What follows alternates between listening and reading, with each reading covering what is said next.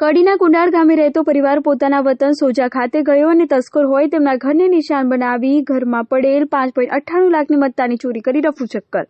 કડી પંથકમાં ફરી એકવાર તસ્કરોએ તરખાટ મચાવી દેતા લોકોમાં ફડફડાટ મચી જવા પામ્યો હતો. જ્યાં કડી તાલુકાના કુંડાળ ગામે આવેલ જીબીની પાછળ રહેતો પરિવાર પોતાના વતન ગયો હતો અને તેમના ઘરને નિશાન બનાવી તસ્કરો મકાનનું લોક તોડીને મકાનની અંદર રહેલ સોના ચાંદીના દાગીના તેમજ રોકડ રકમ સહિત ₹5,98,000ની ચોરી કરી રફુ ચક્કર થઈ જતા પરિવાર કડી પોલીસ પથક ખાતે દોડી આવ્યો હતો અને ચોરીની ફરિયાદ નોંધાતા પોલીસે ફરિયાદ નોંધીને તપાસ હાથ ધરી હતી.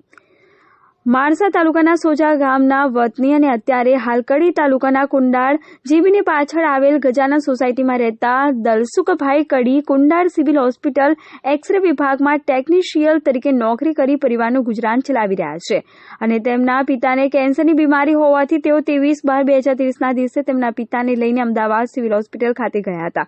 જે બાદ તેઓ તેમના પિતાને ઘરે લેવા આવીને 23/12/2023 તેઓ પરિવાર સાથે પોતાના મૂળ વતન માણસા તાલુકાના સોજા ગામે ગયા હતા.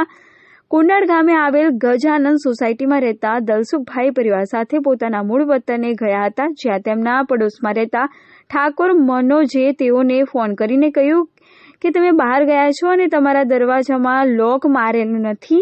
ત્યાંથી દલસુખભાઈએ કહ્યું કે હું લોક મારીને આવ્યો છું, તમે એકવાર ફરી ચેક કરી લો અને ઘરની અંદર તપાસ કરી લો.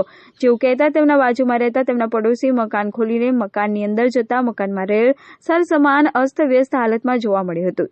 જેવું કહેતા દલસુખભાઈ પોતાના પરિવાર સાથે જ પોતાના ઘર કડી ખાતે આવી પહોંચ્યા હતા અને મકાનની અંદર તલાશી કરતા ચોરી થઈ હોવાનું માલુમ પડ્યું હતું. જ્યાં તિજોરીમાં રહેલ બુટ્ટી દોરો, વીંટી, ચાંદી, સેરો, ઝુમ્મર તેમજ રોકડ રકમ ₹5,98,000ની ચોરી થઈ હોવાનું માલુમ થતાં તેઓએ તુરંત કડી પોલીસને જાણ કરી હતી.